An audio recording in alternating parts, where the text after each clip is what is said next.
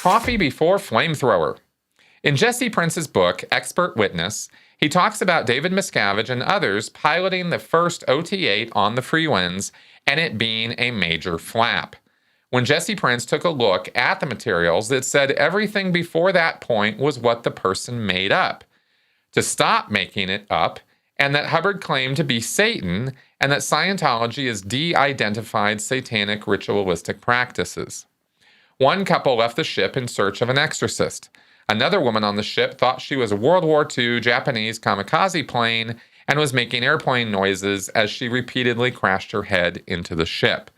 Similar comments were made by Jamie DeWolf at a Flag Down event in Clearwater in 2014, where he read aloud a manuscript from his grandfather talking extensively about the satanic origins of Scientology. All the TV shows, various YouTube channels, and websites describing the abuses of Scientology seem to be describing characteristics or experiences of the outcomes of Scientology, while these two items hint that Hubbard thought it to be a foundational church doctrine. Could you expand on this topic? All right, thanks for the question. I actually have expanded on the OTO, occult origins of Scientology, in a couple of podcasts I did with a guy who was and is a member of the OTO now and knew all about its history. And we talked in quite some detail about this. So I can't summate all of that here, but I will answer your question by saying that L.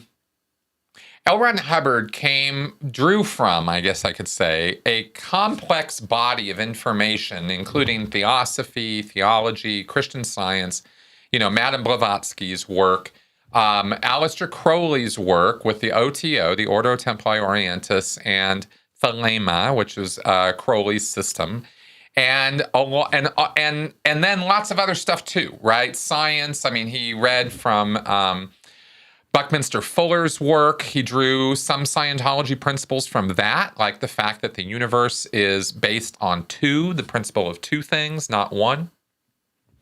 That for everything there is an opposite thing, or it's a separate, a different opposite thing to that.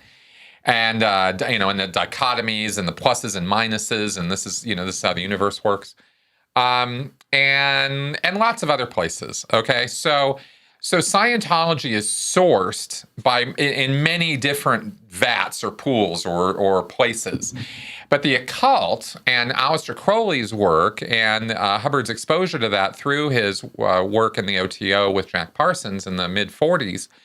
Was quite important. And a lot of, we see in the Scientology bridge, in the cross, and a lot of the symbology and iconography and the levels of Scientology. I mean, this goes back to even Freemasonry and, ancient, fraternal orders and stuff like that. So there's a long tradition of stuff that Hubbard's just kind of pulling from whatever, struck his fancy.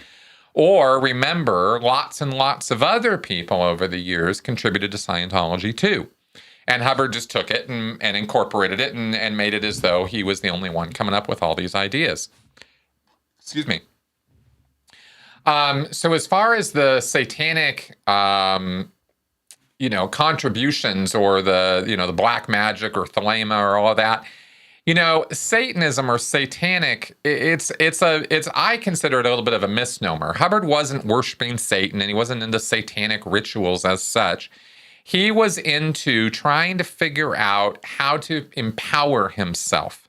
Hubbard was about personal power. He was a megalomaniac, and that doesn't particularly get talked about a whole lot compared to the religious and perverted stuff that he would get up to or had ideas about. But let's remember, this was about power and influence as well as money.